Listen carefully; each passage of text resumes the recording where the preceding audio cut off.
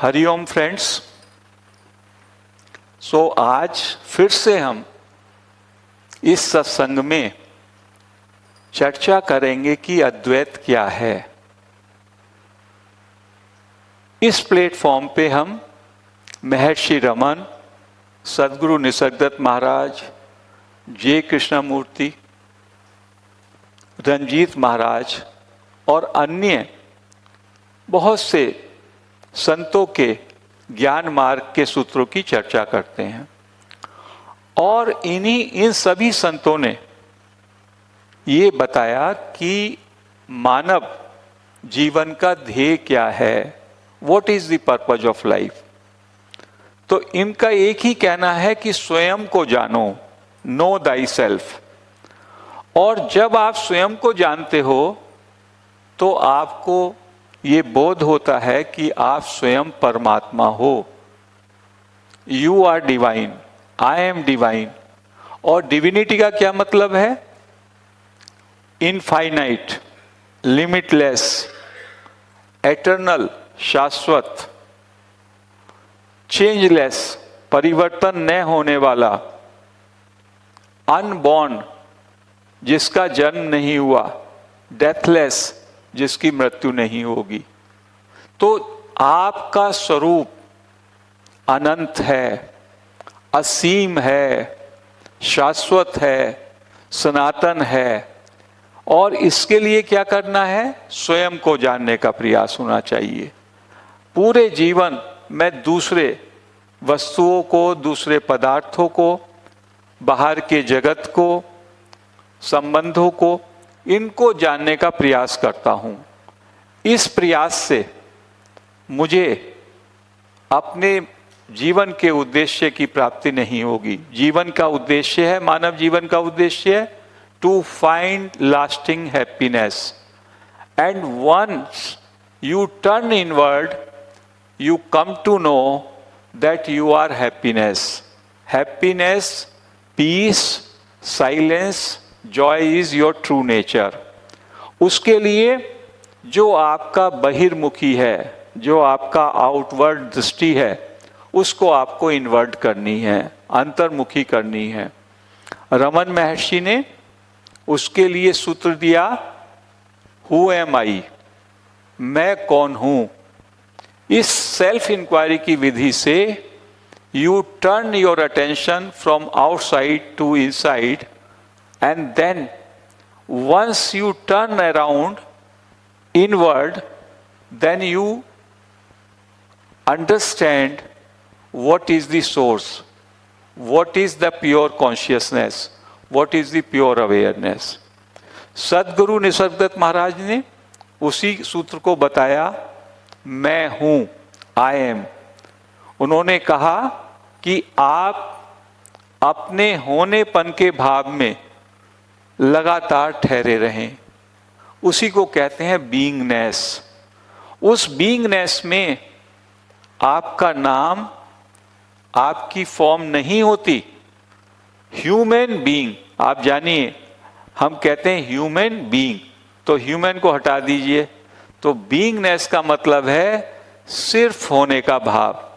तो यदि आप सिर्फ होने के भाव में ठहरेंगे तो you will understand What is your true nature? Ranjit Maharaj ने कहा, नेति नेति के द्वारा जो आप नहीं हैं उसको नकारें, तो उसके बाद जो बचेगा वो होगा आपका स्वरूप। और वो स्वरूप प्योर कॉन्शियसनेस, प्योर अवेयरनेस। तो इन संतों का कहना है कि इस स्वरूप के बोध के लिए कोई विशेष साधना की जरूरत नहीं है। ये विवेक का मार्ग है। जैसे ही आपका ज्ञान, आपका भ्रम टूट जाता है, वैसे ही आपको अपने स्वरूप का बोध हो जाता है। क्योंकि आपका स्वरूप तो जैसे का तैसा है, वो तो नित्य प्राप्त है। लेकिन आपने अपना संबंध अपने देह भाव में, अपना अटैचमेंट अपने देह भाव में डाला हुआ है। इसलिए आपका जो कॉन्शियसनेस का जो स्वरूप है, प्योर कॉन्शियसनेस का वो वेल हो गया है, वो कवर हो गया है। तो उसको क्या करना है? डिस्कवर करना है। डिस्कवर का मतलब होता है जो कवरिंग है उसको हटाना है केवल। तो इट डजंट टेक टाइम। इसीलिए इस मार्ग को हम कहते हैं direct path. Raman Maharshi, Nisargadatta Maharaj, J Krishnamurti, only in this very moment you can realize you are that reality। आप वो प्योर कॉन्शियसनेस हो जो इनफाइनाइट है, जो चेंजलेस है, जो सर्वव्यापक है, जो शाश्वत है, जो सनातन है, और उसका आप एहसास कर सकते हो। और जब आप उसका एहसास कर लेते हो तो फिर आपके लिए जानने के लिए, पाने के लिए, चाहने के लिए, करने के लिए कुछ भी शेष नहीं रहता। You understand it. एक तृप्ति का भाव आपके अंदर आ जाता है और आपकी का जो फियर है, आपको भय से मुक्ति हो जाती है, आपकी इच्छाओं से मुक्ति हो जाती है, और आप एक तरीके से जिसको नाम दिया गया जीवन मुक्त। जीवन मुक्त क्या तरह? जीवन मुक्त जैसे जीवन जीता है, मृत्यु आज आ जाए या मृत्यु 100 साल बाद आए, ना कोई चाह है, जीने की भी चाह नहीं। जैसा कि संत ज्ञानेश्वर हुए और न जाने कितने संत हुए, रमन महर्षि हुए, निसर्गदत्त महाराज हुए, कि हम लोग भय से मुक्त हो जाते हैं, हम वासनाओं से मुक्त हो जाते हैं जब हमको अपने स्वरूप का बोध हो जाता है। और ये बोध के लिए कोई लंबे प्रयास की जरूरत नहीं, उसके लिए कोई साधना की जरूरत नहीं, केवल विवेक, आपको अपना विवेक जगाना है। तो कहते हैं कभी कभी मैं 30 साल, 50 साल, 100 साल भी साधना करूं, क्योंकि एक साधना का मार्ग चला आ रहा है। बहुत सारे मास्टर्स कहते हैं, बहुत सारे पंथ कहते हैं, ये तो कोटि कोटि जन्मों का काम है। कोटि कोटि जन्मों से बंधन कर्म के बंध इतने गहरे हैं, उनको ढीला करना, उनसे मुक्त होना, उसमें कई जन्म लगेंगे। अद्वैत मार्ग, अद्वैत ज्ञान का मार्ग इस बात को समर्थन नहीं देता। कहते हैं कि वो एक बार आप अपने स्वरूप का बोध कर लेते हैं, यू आर फ्री। और इसके लिए एक छोटा सा पैराबल या छोटी सी एक कथानक, एक दृष्टांत दिया जाता है। ऊंट का भी है और गधे का भी है। तो एक धोबी है और वो अपने गधे पर कपड़े लाद करके नदी के किनारे ले गया धोने के लिए। घर से निकला और अपने घाट पे गया नदी पे, तो उसको 3-4 घंटे का टाइम लगा। कपड़े उसने उतारे वहाँ से और उनको धोना था, धो करके सुखाता, फिर वापस लेके जाता। और जब उसने कपड़े उतारे गधे से, सोचा कि अब बांध दे। गधे के पैर में एक रस्सी बांध के पेड़ से बांध देते हैं। गधा थोड़ा चरता भी रहता है, उसकी रस्सी काफी बड़ी होती है और गधा दूर नहीं जाता, नहीं तो गधा वापस चला गया। तो शाम को धोबी कपड़े बिना गधे के वापस कैसे लाएगा। अब उस दिन धोबी अपने साथ रस्सी लाना भूल गया। अब कपड़े उतारे और जब वो गधे को बांधने पहुंचा पेड़ के किनारे, तो कहा कि ये तो रस्सी नहीं लाया। अब या तो वापस घर आए रस्सी लेने गधे के साथ, तो उसका 3-4 घंटे का टाइम फिर निकल जाएगा और कपड़े वहीं पे छोड़ने पड़ेंगे। तो वो बड़ी परेशानी में है। और गधे को ऐसे ही छोड़ दिया तो गधा रफा दफा हो जाएगा, तो फिर शाम को उसको वापसी में गधा मिलेगा नहीं। तो बहुत परेशान है बेचारा, रस्सी छूट गई और वो परेशान है, कैसे काम करे।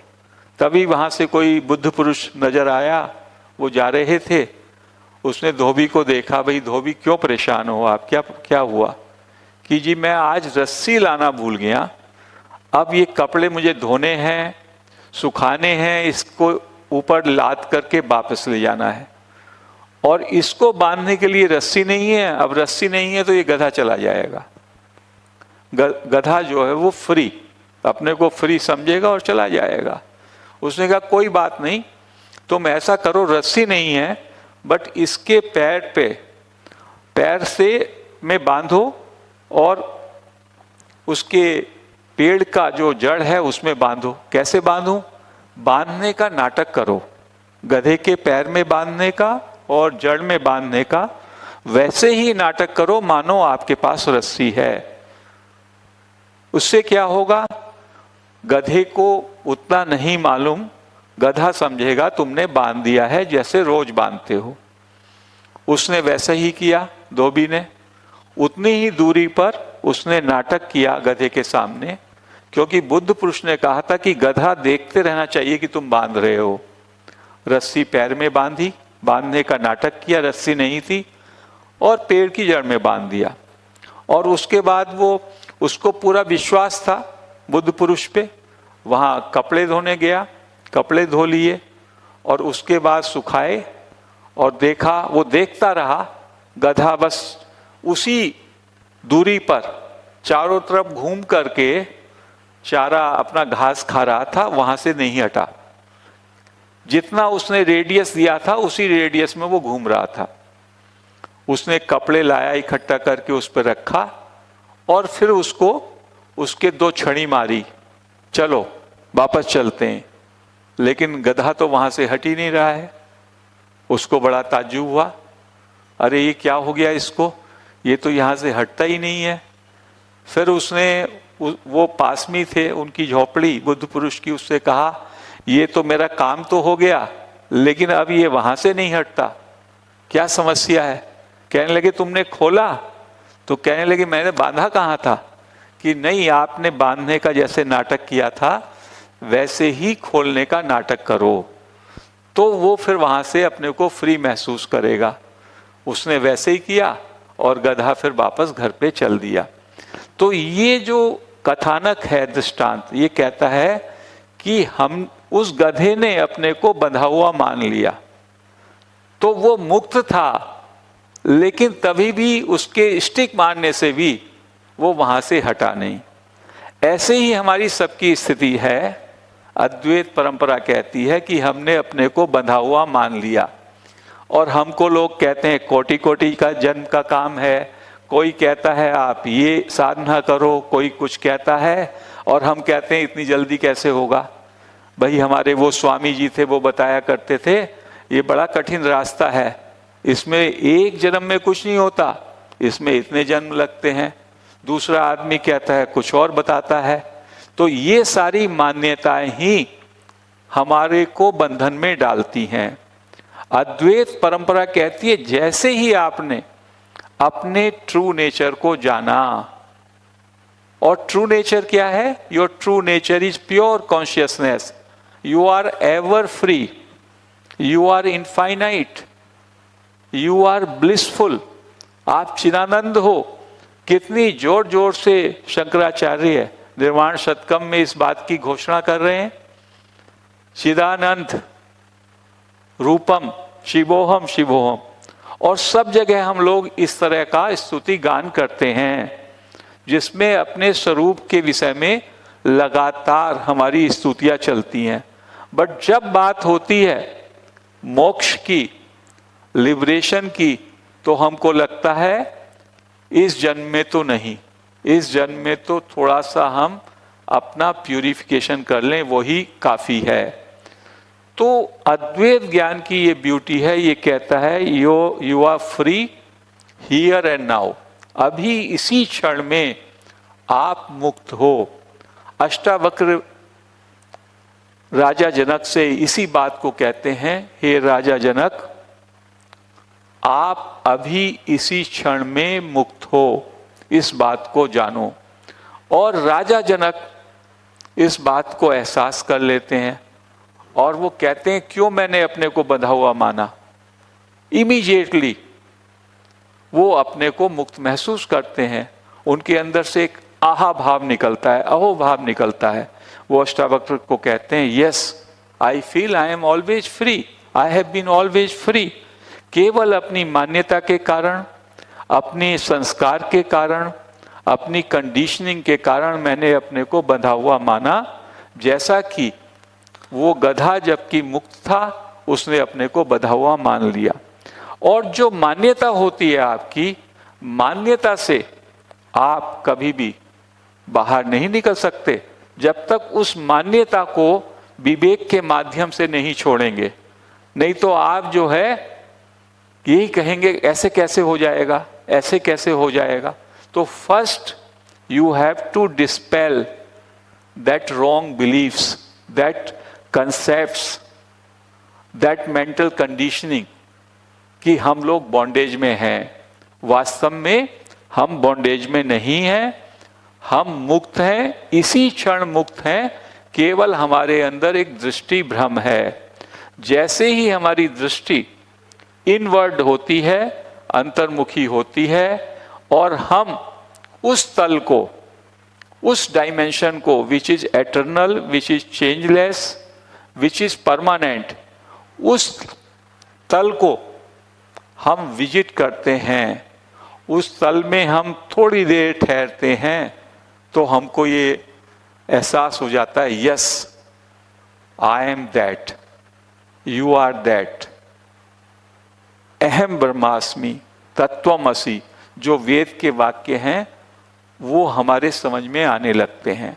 तो इन बुद्ध पुरुषों का ये विशेष प्रसाद है कि जो हमको, जो कॉमन व्यक्ति को बड़े बड़े सूत्रों में, बड़े बड़े वेद वाक्यों में, उपनिषदों में, शास्त्रों में, पुराण में पढ़ करके समझ में नहीं आता, उसको वो सीधे साधे सरल भाषा में उसका निचोड़, उसका सार बहुत कम शब्दों में हमको बता देते हैं, और उसका टेस्ट, उसका रसास्वादन हम कर सकते हैं।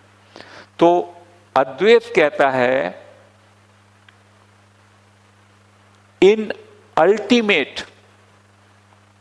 ultimate perspective we are not two, reality is not two। मैं, ईश्वर और जगत अंत में अलग अलग नहीं हैं। मैं मतलब जीव, ईश्वर और जगत, ये त्रिपुटी, इसका जो अधिष्ठान है, इसका जो प्रकाशक है, वो एक कॉमन स्क्रीन की तरह ब्रह्मन या वन रियलिटी है, और वो रियलिटी मैं स्वयं हूं, वो तत्व मैं स्वयं हूं।